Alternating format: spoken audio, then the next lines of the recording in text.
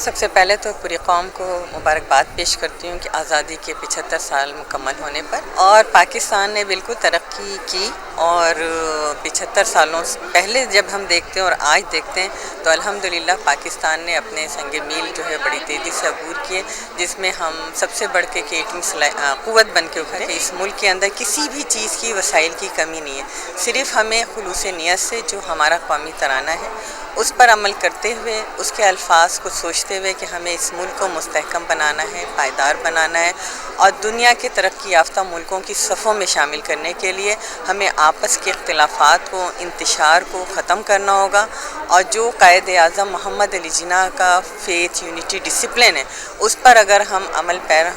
پیرا ہو جائیں تو میں سمجھتی ہوں کہ یہ ملک کوئی بھی وجہ نہیں کہ وہ ترقی کے راستے سے روک سکے۔ دیکھیں، پاکستان کی خوش قسمتی ہے، اور میں سمجھتی ہوں کہ خواتین کی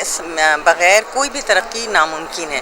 آپ دیکھیں کہ تحریک پاکستان جب ہی کامیاب ہوئی جب خواتین نے نکل کر گھروں سے اپنا رول پلے کیا، کہ پاکستان میں جب کوئی آمر آیا اس وقت ایک مزاحمتی کردار جو ابھر کر سامنے آتا ہے وہ ایک عورت کا آتا ہے، اور ہم یہ اخذ کرتے ہیں کہ خواتین کی جو مزاحمتی تحریک ہے اسی کے نتیجے میں ہمیشہ جو ہے جمہوریت اور اس ملک نے ترقی کی منازل طے کیے۔ تو خواتین کو میں سمجھتی ہوں کہ برابری کی بنیاد پر حقوق ملنے چاہیے۔ بدقسمتی ہے کہ آج تک سیاسی جدوجہد میں خواتین کو وہ مقام حاصل نہیں ہو سکا ماسوائے پاکستان پیپلز پارٹی کے، لیکن میں سمجھتی ہوں ان ساری چیزوں سے بڑھ کے ابھی تمام پولیٹیکل جماعتوں کو اس چیز سے نکلنا ہوگا، اور خواتین دیکھیں کہ ابھی بھی بہت سے علاقے ہیں جہاں انہیں ووٹ ڈالنے کی بھی اجازت نہیں ہوتی، تو اس میں تمام پولیٹیکل جماعتوں کو نکل کے کام کرنا ہوگا، کیونکہ جب ہم ووٹ لینے جاتے ہیں اس وقت ہمیں خواتین کی